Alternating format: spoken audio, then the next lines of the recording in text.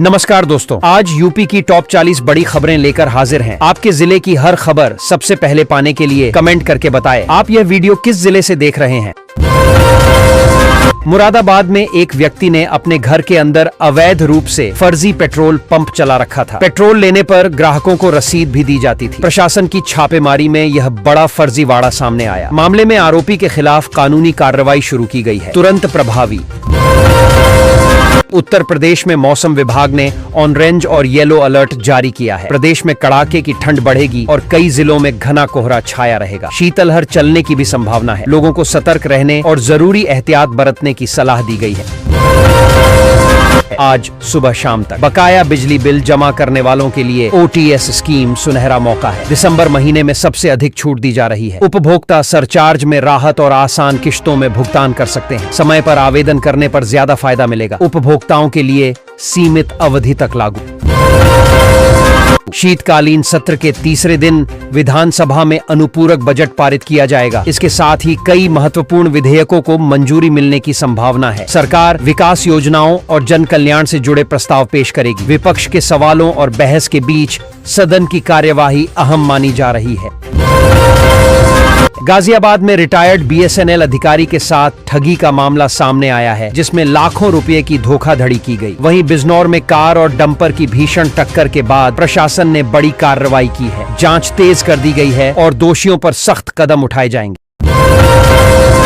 जिलाधिकारी के आदेश पर कक्षा 1 से 5 तक के सभी विद्यालय अनिश्चितकाल के लिए बंद कर दिए गए हैं। ठंड और कोहरे को देखते हुए यह फैसला लिया गया है। स्कूल प्रबंधन को आदेश का कड़ाई से पालन करने के निर्देश दिए गए हैं। अगला आदेश मौसम की स्थिति देखकर जारी होगा।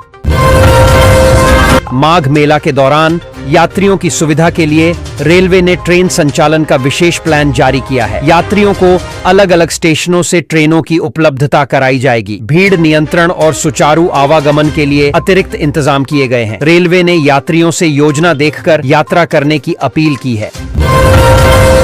हरिद्वार में कांग्रेस विधायक ने बिजली विभाग के अधिकारियों के घर की बिजली कटवा दी। विधायक सीढ़ियों पर चढ़कर खुद बत्ती गुल करते नजर आए। यह कार्रवाई बिजली कटौती और विभागीय लापरवाही के विरोध में की गई। घटना के बाद राजनीतिक और प्रशासनिक हलकों में हलचल मच गई है। अनिरुद्धाचार्य केस में नया मोड़ सामने आया है। सोशल मीडिया पर की गई एक पोस्ट को लेकर लीगल नोटिस भेजा गया है। नोटिस में 15 दिन का अल्टीमेटम दिया गया है। तय समय में जवाब नहीं देने पर कानूनी कार्रवाई की चेतावनी दी गई है। मामला लगातार चर्चा में बना हुआ है। उत्तर प्रदेश पंचायत चुनाव को लेकर वोटर रिवीजन लिस्ट जारी कर दी गई है। मतदाता सूची का ड्राफ्ट 6 फरवरी तक प्रकाशित किया जाएगा। इस दौरान नाम जोड़ने, हटाने और संशोधन का मौका मिलेगा। निर्वाचन आयोग ने नागरिकों से सूची की जांच कर समय रहते आपत्ति दर्ज कराने की अपील की है। कांग्रेस पार्टी में PM पद के चेहरे को लेकर नई चर्चा शुरू हो गई है। राहुल गांधी की जगह अब एक अन्य नेता को आगे किए जाने के संकेत मिले हैं। एक सांसद के बयान के बाद राजनीतिक गलियारों में हलचल तेज हो गई है। पार्टी नेतृत्व की रणनीति पर सबकी नजर बनी हुई है। कड़ाके की ठंड और घने कोहरे को देखते हुए कई जिलों में स्कूलों में छुट्टी घोषित की गई है। प्रशासन ने आदेश का सख्ती से पालन कराने के निर्देश दिए हैं। बच्चों की सुरक्षा को प्राथमिकता देते हुए यह फैसला लिया गया है। हालात सामान्य होने पर आगे की सूचना जारी की जाएगी। राशन कार्ड धारकों के लिए अहम अलर्ट जारी किया गया है। 25 दिसंबर तक eKYC नहीं कराने वालों का नाम सरकारी राशन सूची से हट सकता है। विभाग ने समय रहते प्रक्रिया पूरी करने की अपील की है। eKYC न होने पर मुफ्त और सब्सिडी वाला राशन मिलना बंद हो सकता है। यूपी के एक जिले को नकलीपुर कहे जाने की वजह फिर सामने आई है। नकली उत्पादों के बाद अब यहां नकली लोग पकड़े गए हैं। मामले में 69 लोगों पर FIR दर्ज की गई है। पुलिस जांच में फर्जी पहचान और दस्तावेजों का खुलासा हुआ है, जिससे प्रशासन सख्त हो गया है।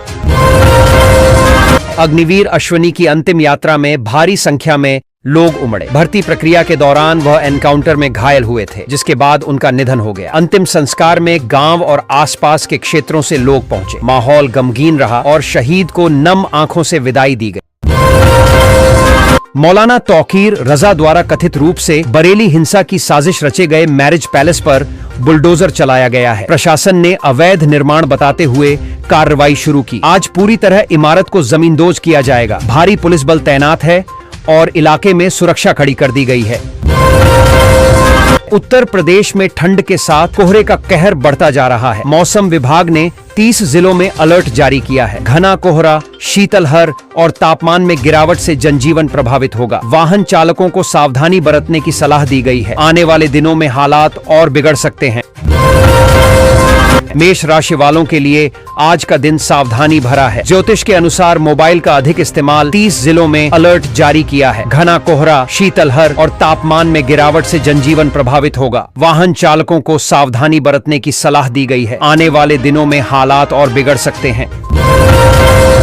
कड़ाके की ठंड का असर यूपी और बिहार में साफ नजर आ रहा है। कई जिलों में स्कूल बंद कर दिए गए हैं। कुछ जगहों पर 7 दिनों की छुट्टी घोषित की गई है। बच्चों की सुरक्षा को ध्यान में रखते हुए प्रशासन ने यह फैसला लिया है। आदेश का सख्ती से पालन करने के निर्देश दिए गए हैं। सोने और चांदी की कीमतों में आज जोरदार तेजी देखने को मिली है। सोना 2620 रुपये महंगा हुआ है, जबकि चांदी 4000 रुपये चढ़ी है। लखनऊ से वाराणसी तक दाम बढ़े हैं। शादी ब्याह के सीजन में बढ़ती कीमतों से खरीदारों पर असर पड़ सकता है। अग्निवीर भर्ती का परिणाम घोषित कर दिया गया है। उम्मीदवार आधिकारिक वेबसाइट पर अपना नाम चेक कर सकते हैं। जो अभ्यर्थी चयन से वंचित रह गए हैं, उन्हें दूसरा मौका दिया जाएगा। भर्ती प्रक्रिया को लेकर सेना ने स्पष्ट दिशा निर्देश जारी किए हैं। युवाओं में परिणाम को लेकर उत्साह देखा जा रहा है। दिल्ली हावड़ा रूट पर चलने वाली वंदे भारत एक्सप्रेस अब फुल स्पीड से दौड़ेगी। ट्रैक और सिग्नल सिस्टम के अपग्रेड होने से ट्रेन की रफ्तार बढ़ाई गई है। इससे यात्रियों का सफर समय कम होगा। रेलवे के अनुसार यात्रियों को तेज, सुरक्षित और आरामदायक यात्रा का फायदा मिलेगा।